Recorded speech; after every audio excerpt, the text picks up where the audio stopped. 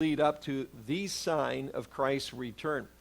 We said that it was like a birth pain increasing in decree in frequency as we move towards, again, the first half of the tribulation period. Then we looked at the abomination that causes desolation. That's when the Antichrist will set himself up in the newly rebuilt temple there in Jerusalem, an image of himself that will, in a sense, come to life, this giant idol. He'll claim to be God, demand to be worshipped as God. And then at that juncture, Jesus warned the Jews living in Israel at that time they should flee. And according to the prophet Daniel, from that juncture, from the time the Antichrist does that, then you can count off exactly 3.5 years, and Christ will return to planet Earth, 1,260 days. Matthew 24:27 indicates that the return of Jesus to the earth will be sudden. It will be like a stroke of lightning. And again, the events that precede his return are the gathering of the nations against Israel there in the valleys of Megiddo, or what we refer to as Armageddon. Verse 28 indicates that the nations of the earth will be gathered there. That was the last verse that we covered. And certainly many of the other prophets speak about this as well. Isaiah 34, 1-2 says, "Come near, you nations, to hear, and heed you people. Let the earth hear, and all that is in it, the world, and all the things that come forth from it.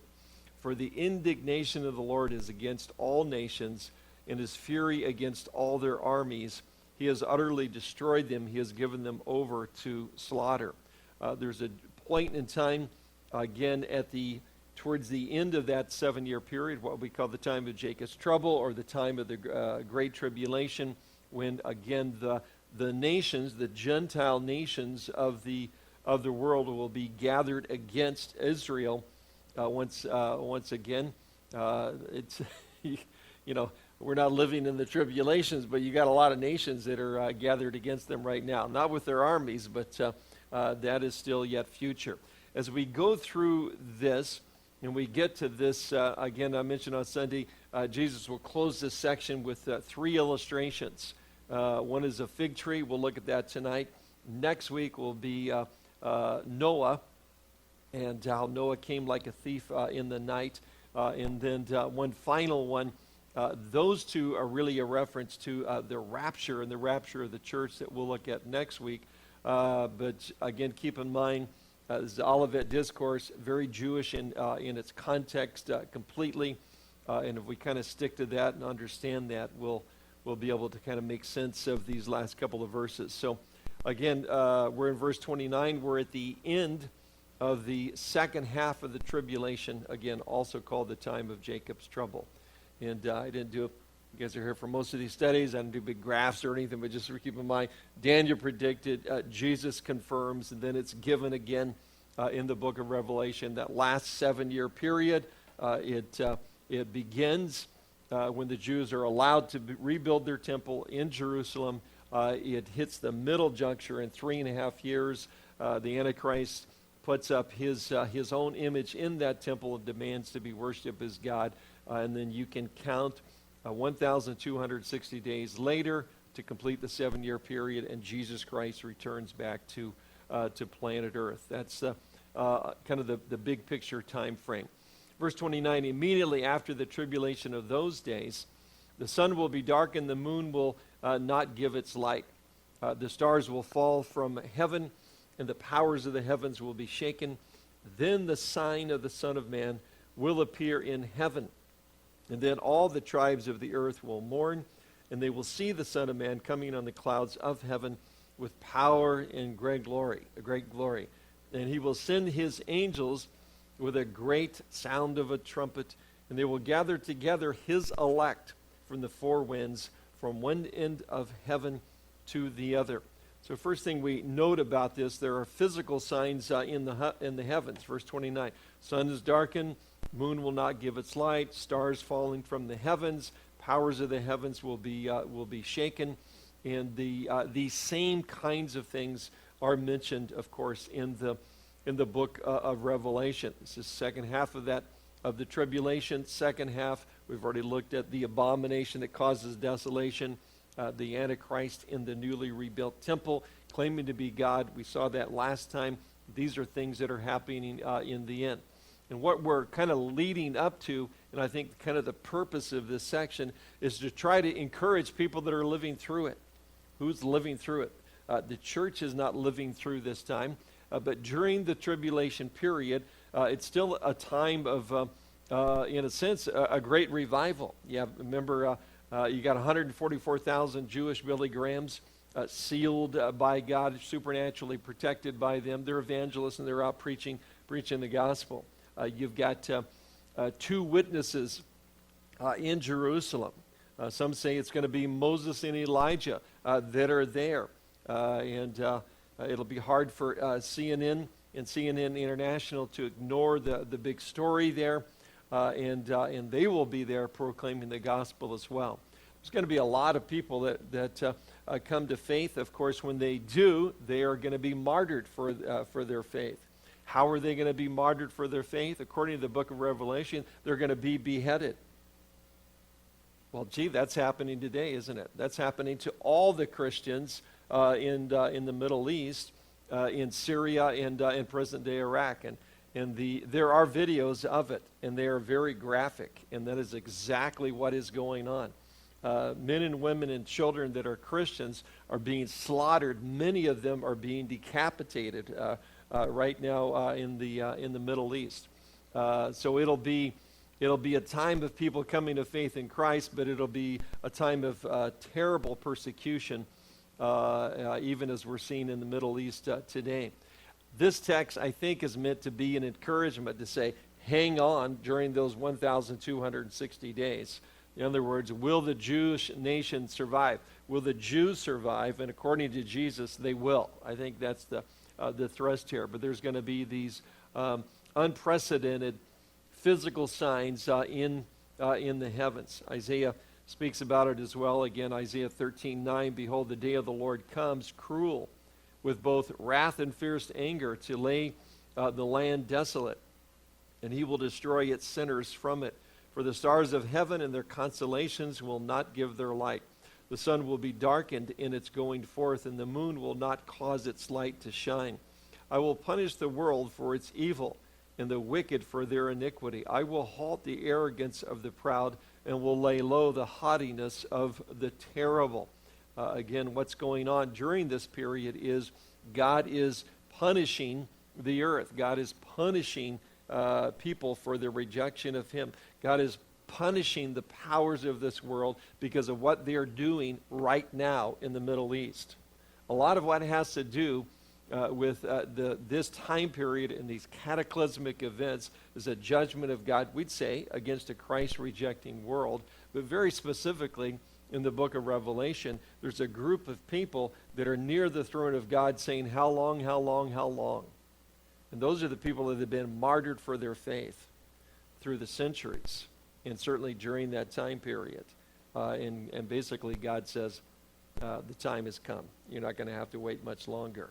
So these things are described, these cataclysmic events, the sun and the moon and so forth, stars falling out of the heavens. Joel speaks of it this way in Joel 2:31. The sun will be turned into darkness and the moon into blood before the coming of the great and awesome day of the Lord. And it shall come to pass that whosoever calls on the name of the Lord shall be saved. For in Mount Zion and in Jerusalem there shall be deliverance, as the Lord has said, among the remnant whom the Lord calls. So Joel makes reference to the same kind of physical signs in the heavens, but he also makes reference again to the remnant, this remnant group of Jews that are going to call out to the Lord and be saved. And we'll look at them more towards the end of the text. The second thing, the sign of there is a sign of the physical return of the Son of Man. And in terms of why this event here is not the rapture, when Jesus comes for the church, he'll come in the air. His people will be caught up to meet him in the air, 1 Thessalonians 4:17. But at our Lord's second coming, at the end of the tribulation, it's a great public event. Every eye will see him. Luke's passage gives it a little more detail, Luke 21:25.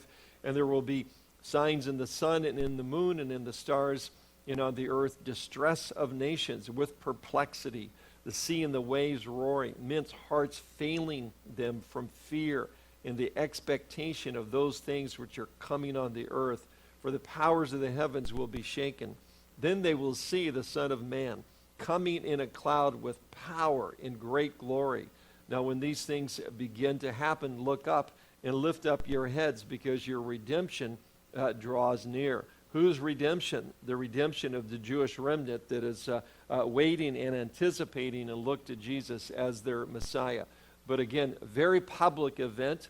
They're in a very known date.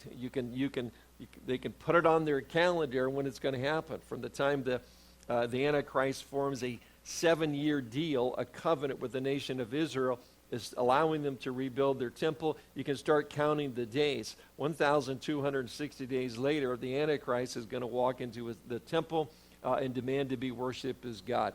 Another 1,260 days, and Jesus Christ is coming back to planet Earth. The event we call the rapture, Jesus will say, no man knows the day or the hour. So there's great contrast between these two events. In terms of the sign of Jesus coming, it will be like lightning. Jesus comes on clouds with great glory.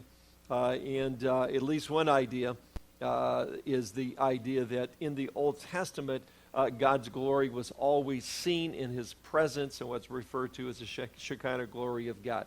God leads the children of Israel out of Egypt in a pillar of fire at night and a cloud by the day.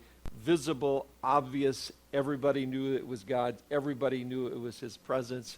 That seems to be the sign that everybody sees as Jesus Christ comes back to planet Earth. Then the purpose of the sign, as I've already referred to, is encouragement. I think it's meant to be an encouragement for Israel. Jesus will return at that hour when Israel is about to be defeated by the Gentile armies, Zechariah 12. He'll rescue them, and they will see him and recognize him as their Messiah.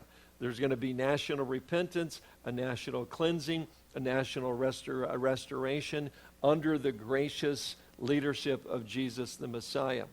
And again, we shouldn't confuse the trumpet of Matthew 24:31 here with the trump of God in 1 Thessalonians 4:16. When it talks about his elect in that verse, it's a reference to the Jews.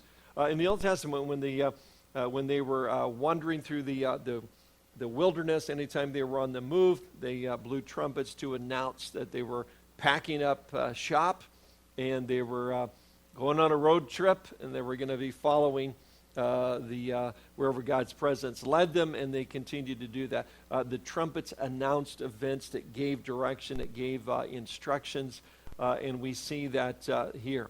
The Jews have been scattered to the four corners around the world, and the angels of God are going to gather them, just like the priests did in the Old Testament with the use of trumpets.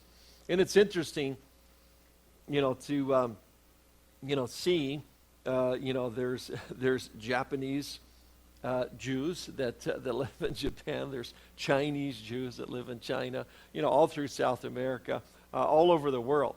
It's very interesting. They're literally to the four corners of the world, and they are going to be drawn back again.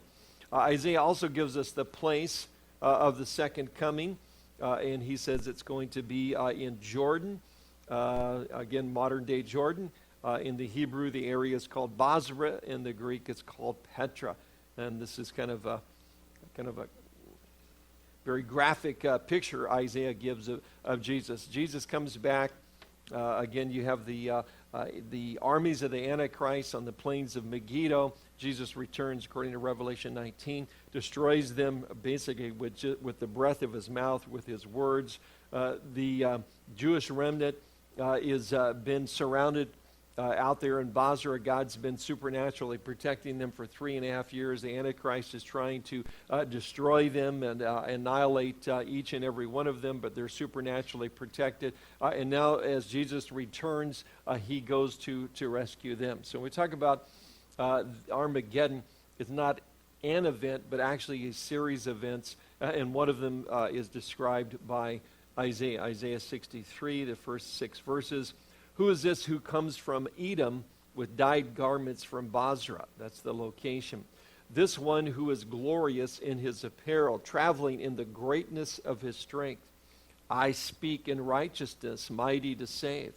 Why is your apparel red and your garments like one who treads in the winepress?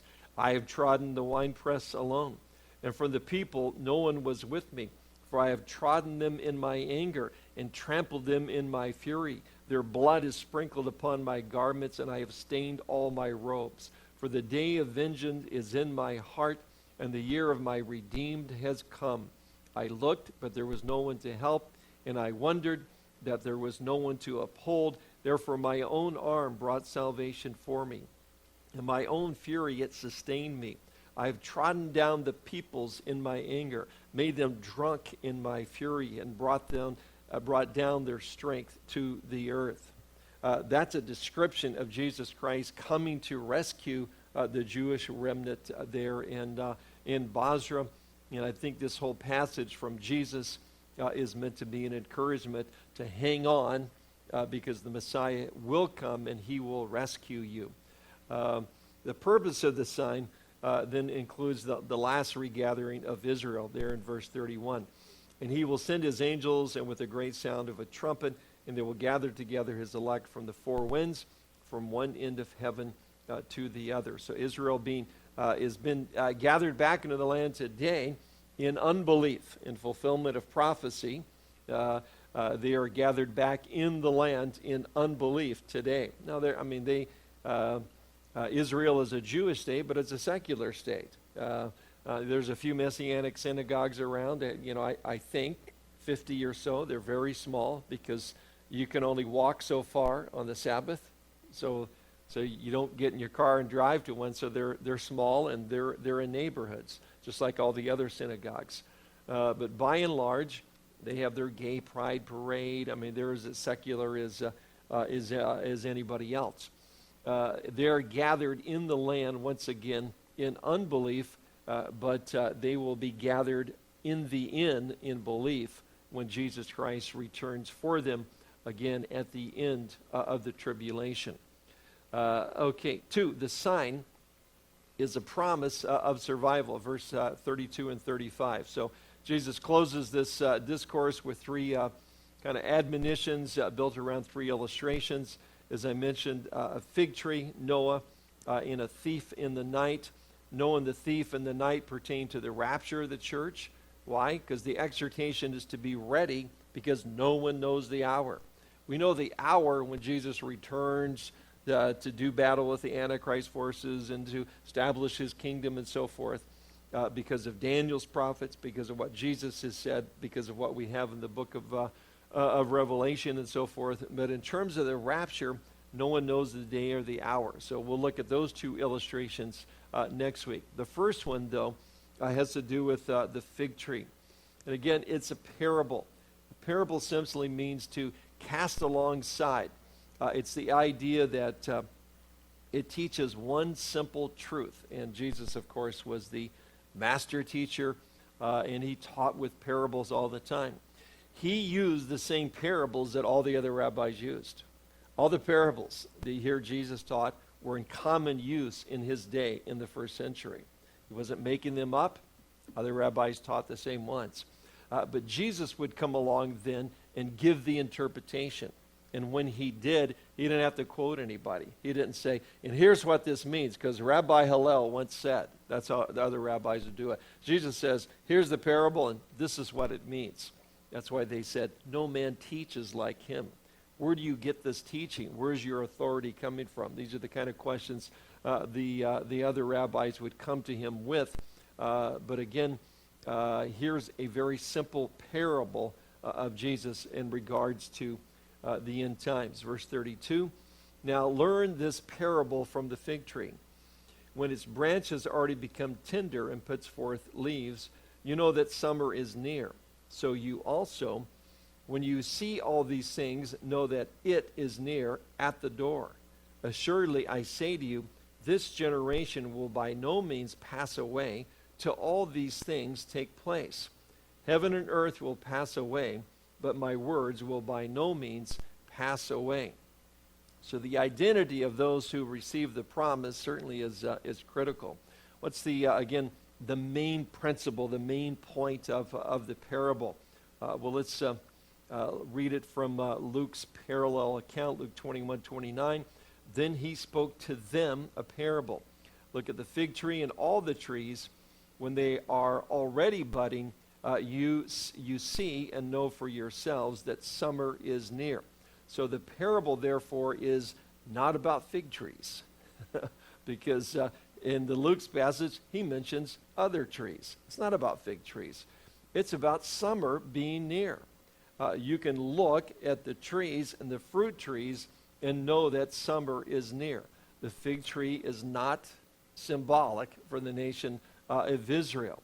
The context is Jesus talking about when is the Messiah going to come, and when is he going to come at the end of the tribulation? Will Israel survive? Will they make it to the end? And he says it's like a fig tree. When you see the fig starting to come, you know that summer is near. When you see these things happen, these cataclysmic events, the things in the heavens, you, Jewish people that are here during that time period, that remnant and other believers know that I am coming, and I will come and I will rescue the nation of Israel in time. That's, but there's other views. I sure wish I had thought of this one. This one says that generation is talking about a 40-year period. Therefore, since the nation of Israel was established in 1948, and there's going to be a generation that will see his return, that means Jesus will return in 1988, right? 40 years, 1988. If I could have just written a book about that, because somebody did, and they sold 3.5 million copies. Even a buck a book, I mean, why didn't I think of doing that? But anyway, somebody sold 3.5 million copies. And of course, they're really inexpensive on Amazon today. And it actually came out with a book later, it was 88 reasons why Jesus is coming in 1988. And then he came out later, obviously when Jesus didn't come in 1988, and he actually wrote a follow-up to it and said his calculations are off, and Jesus really isn't coming back to like 1992 or whatever. He still sold like 700,000 or 800,000 other copies. It's just like, I mean, it's amazing. Got to think of these ideas sooner. Again, the assumption was that the fig tree represented the nation of Israel. And it does. Many times in the Bible, the fig tree does symbolize the nation of Israel. In Hosea 9 and 10, in Luke 13, 6 to 10, a picture. But in this case, it really isn't. It was also implied in Hal Lindsey's book, The Late Great Planet Earth. Hal Lindsey does not believe this to be true, but some people perceived it from the book, that the fig tree is Israel because it's used of them at other places. It's got to be them. So there's going to be a generation. They become a nation. That's what it's talking about. Jesus is, coming. So that book sold a few copies as well, Late Great Planet Earth. But at least it brought, and a lot of people got saved. It brought the idea, the attention to people's hearts and minds and imaginations. We need to start really looking at Bible prophecy, and it sure would indicate to us that Jesus is coming. The rapture could happen at any time. But again, this is meant to be an encouragement to the remnant of Jews that are suffering through and trying to hang on through that second half of the tribulation. There are others that believe a generation of 70 or 80 years, and then based on Psalm 90, verse 10, they set their date that Jesus is coming in 2018. Of course, some say a generation is 100 years, so sometime between 2018 and 2028. That's still yet future, so I don't know if there's books out there or not that you could buy, but I would suggest you not. But that's another view. Some believe that the generation being spoken of was in the first century. That would be about 80% of the pastors in this country. We call them amillennial. They're the Reformed guys, all the Presbyterian and Anglican types and Episcopal, Lutheran, all the reformers that believe in covenant theology or what we call replacement theology. They believe the generation was in the first century, and this has all already happened. Of course, I don't recall the sun turning into blood or stars falling out of the sky. Or I don't remember that happening. So I'm not exactly sure. I do know how they explain it. It says this, but it means this. I mean, you just, stars, well, those are personalities, and there were many people that, so it says this, but it means something else. You just don't take it literally. That's how they explain it. That's another view. But again, there's another view. The next generation means children that are born to you. This view believes the generations that see the sign of chapter 24 then can know that their children will be the generation that Jesus is talking about. But again, the problem with that view is that during the tribulation period, about half the people on the planet are killed. They're dead by the time this whole thing is over with. Again, back to our text in verse 33, there Jesus says, "See you also, when you see all these things, know that it is near at the doors. Surely I say to you, this generation will by no means pass away till all these things take place." So what are these things? It's the things he's just mentioned.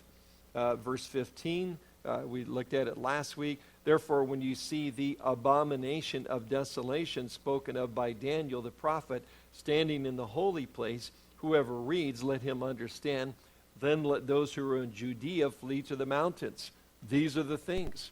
When you see these things, the things he just talked about, the Antichrist standing in the newly rebuilt temple with his image there, proclaiming himself to be God and demanded to be worshipped. When you see these things, that generation, you better look and see it's like a fig tree. Man, you see that? Hang on, because Jesus Christ is returning. He will come back and save that remnant. Again, the abomination that causes desolation is the thing when you see this occur. It's the middle of the tribulation period. So really what we're saying is that the sign is a promise of survival to the Jewish people, and this whole thing does have to be seen in a Jewish context. Secondly, the promise of survival, again, is for this generation. Jesus is saying there's a generation that will survive the tribulation. He indicates that it's not an age group of people, but rather a nation. They'll survive the time of Jacob's trouble. They will say, "Blessed is he who comes in the name of the Lord." Again, Matthew 23 looks over Jerusalem. "You will not see me again until you say this. You recognize I'm the Messiah," and they will see it. They'll see the birth pains increasing as they go into the tribulation. They'll see the Antichrist and the abomination that causes desolation. They'll be persecuted like they've never been persecuted before. But again, what is the most important thing to the Jewish people? Bagels. No, you're wrong. It's survival. Survival is the most important thing. That's what they're trying to do today. That's what we're watching on a lot of YouTube clips, or if you watch one of the few television stations that will give you somewhat accurate information of what's going on there. But we're seeing them try to survive. They are trying to go after Hamas and the very serious missiles that they have aimed at them, shooting at them, all smuggled through the border from Egypt when Morsi was in power. And they're going after these tunnels where they want to be able to come up through them, like did Galid Shalat, and kidnap him. They want to be able to get near the kibbutzes and kidnap children so they can hold them at ransom in trade for other Palestinian prisoners and so forth. And there's been some interesting estimates about the amount of cement and building materials it took to build these temples, these tunnels that are very sophisticated, and to think of the schools and the hospitals that's what these building materials were supposed to be for when they were allowed to be brought into the country. I've also read a couple of interesting articles about the leaders of Hamas recently. They, like their predecessor, Yasser Arafat, have become wealthy, and they own major apartment buildings and some very elegant places around the world.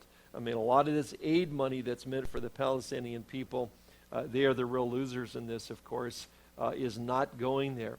But the Jewish people are trying to survive today, and they have been since Pharaoh tried to annihilate them, and then a man named Haman, and then a man named Herod, and then a man named Hitler. And now it's the nations of Islam. Those who follow the Quran today are 1 in 5 in the world's population. There's over 20 Islamic countries that are committed to the destruction of Israel, and they pretty much all surround Israel today.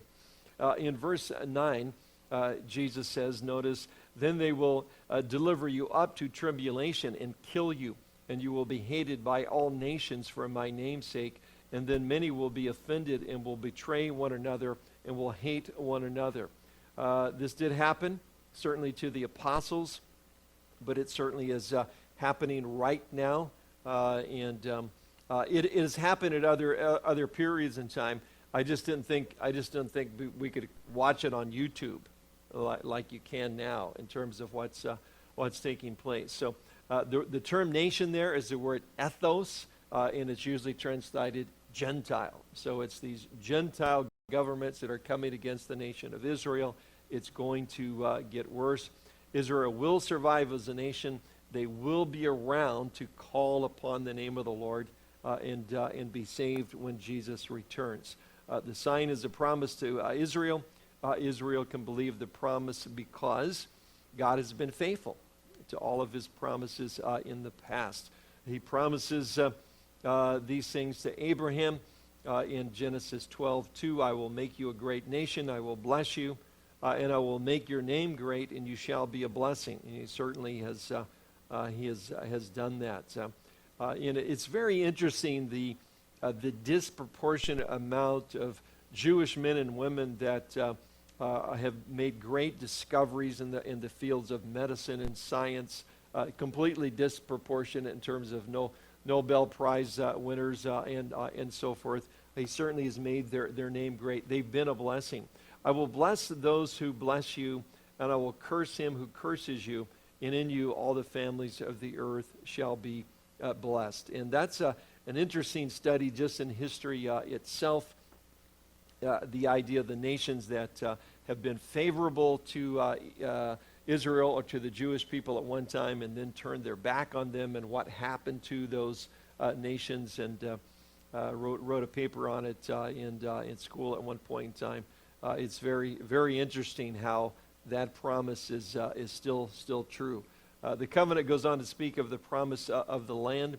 In Psalm 105, verse 8, he remembers his covenant forever, the word which he commanded for 1,000 generations, the covenant which he made with Abraham in his oath to Isaac, and confirmed it to Jacob for a statute, to Israel as an everlasting covenant, saying, to you I will give the land of Canaan as an allotment of your inheritance.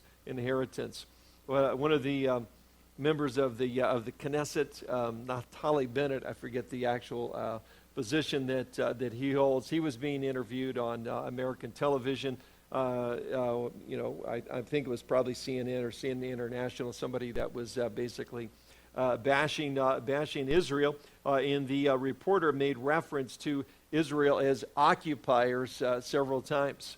And he very cleverly happened to have a coin in his pocket that he took out. And he said, this is a coin that is 2,000 years old. And I'll read what it says. It says Zion on it.